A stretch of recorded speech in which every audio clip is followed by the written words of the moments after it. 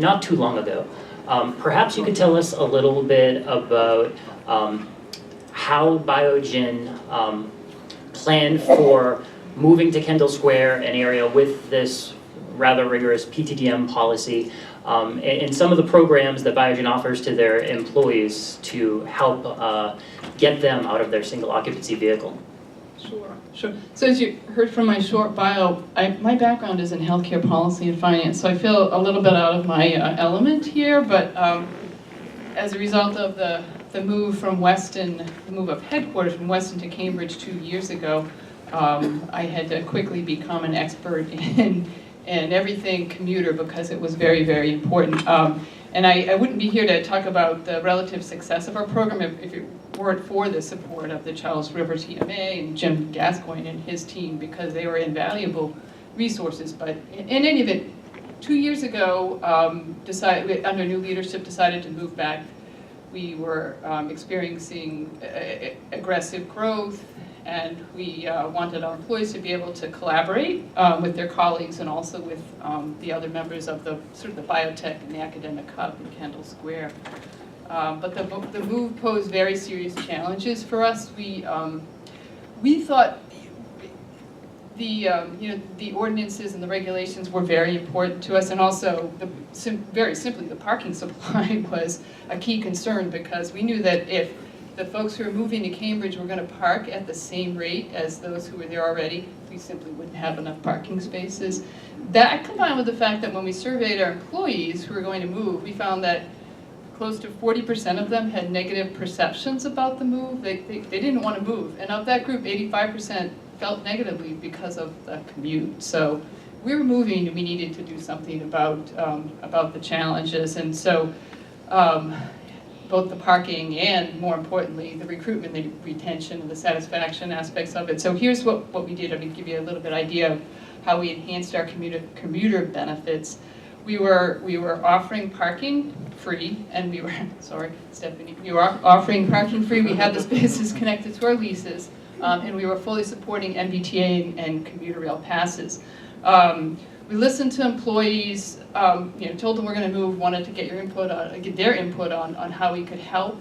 One of the things that emerged, I don't know if you guys show the slide there, but there was interest in a park and ride, sort of coach-like vehicle, but lots of caveats and contingencies about that. So we did enhance the program to include a park and ride vehicle, or a park and ride routes for employees to take. We ended up, we looked at 12 routes based on the heat maps of where folks were located, and we landed on 4 routes that we thought could be successful. And by park and ride, I mean not a shuttle, but something that originates a fair distance from the company, leaves very early in the morning on a schedule, makes a couple of stops, and then brings everybody to the campus. So we now have 5 of those in place now. So parking, the park and ride coaches. We enhanced the MBTA benefit component to include support for transit parking, because the folks taking the T were saying, well, I could just get a free parking pass and not have to pay the transit lots. So there's a separate tax exclusion for supporting transit parking, so we did that to increase the number of people who are interested in it. And then the 4th option was something we called Get Green for Going Green. We give employees $150 a month if they opt out of the other options and they agree to bike or carpool or walk to work. So, and surrounding that sort of platform were the heavy promotion of things like van pooling, carpooling, biking support through Charles River. The free cab ride home that a lot of people didn't know about that's available in Cambridge, we promoted that heavily because folks were concerned. If I sign up for that and I have to get home or I have to work late, what do I do? So we promoted that. We promoted Easy Ride. And we also partnered with the City of Cambridge to install a Hubway station right on campus. So it was additional options, promotion of a lot of support. I don't know if you can get to the next slide.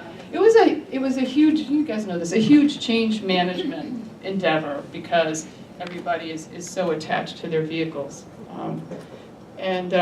We've been successful. You can flip to the next slide. Sort of kind of get to the results, which is the most important thing. So 2 years out, we moved 2 years ago, November, we have moved the needle on parking from 75% to 60%, which was a key goal.